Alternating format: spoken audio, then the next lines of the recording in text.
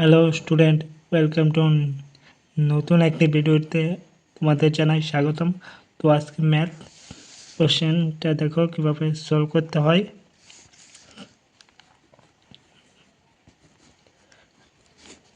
Math,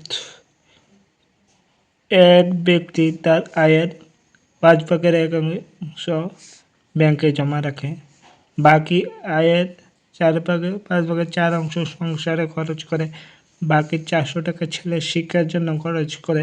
তাহলে তার আয় কত টাকা ইনকাম করে? যেসব খরচ করে ব্যাংকে জমা রাখে, সংসার খরচ করে এবং শিক্ষা খরচ করে, তে আয় কত টাকা করে? প্রথমে সংসার খরচ প্লাস শিক্ষার খরচ পার করতে হইব।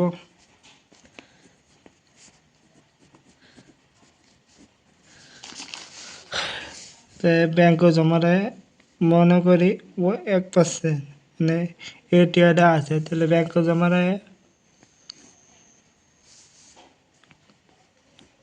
ব্যাংকের ভিতরে জমা গেছে এই 2 টাকা, এই যে মোট টিয়াটা, এটার থেকে ব্যাংক জমা গেছে, তাহলে এটার লসাগু 5 - 1 4।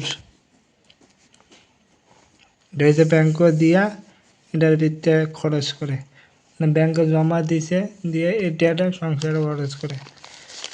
আবার দেখো তারপরে কি করছে, বাকি আয়ের এত অংশতে সংসার খরচ, সংসার খরচ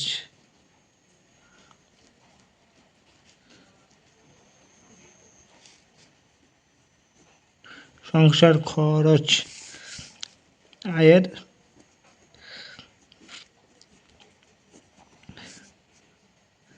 4/5 ইন্টু 4/5 সংসার খরচ আর শিক্ষা খরচ, এটা মানে ব্যাংক বাদ দেয়, এটাই না খরচ করে। 5×5 = 16।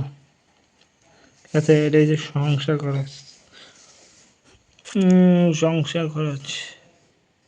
এবার এই যে শিক্ষার খরচ,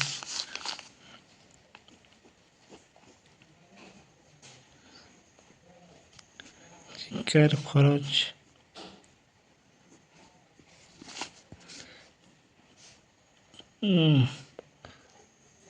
মোট খরচ হয়েছে এত টাকা খরচ হয়েছে, দুনো তান মিলে শিক্ষা পাশে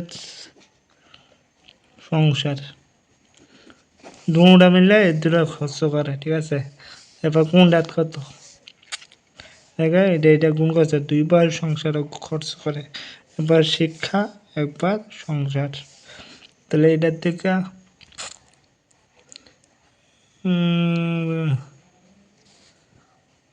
দেখা যায় শিক্ষা খরচটা 2 বার হইব, ঠিক আছে। এবার হচ্ছে সংসার খরচটা, শিক্ষা খরচটা, মোট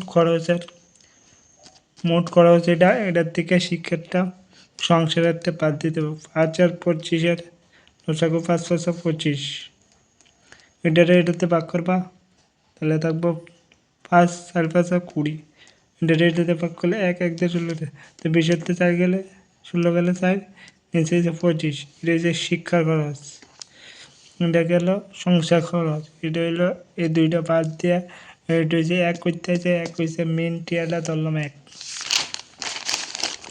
আয় কত?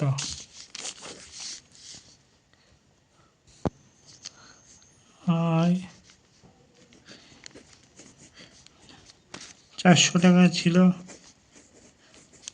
এটাকে উল্টিয়ে দেবে, 25 উপরে, নিচে আসবে 4, মানে এই যে শিক্ষা খরচটা উল্টে দেবে, 4 দিয়ে 400 টাকা কাটলে 100, 100 × 25, মানে 2500 টাকা ইনকাম ছিল, 2500 টাকা মোট ইনকাম ছিল, জানি এটা শিক্ষাক্ষেত্রে। এই ছিল আজকের অঙ্ক, দেখলাম বুঝুনি, না বুঝলে থ্যাংক ইউ সো মাচ।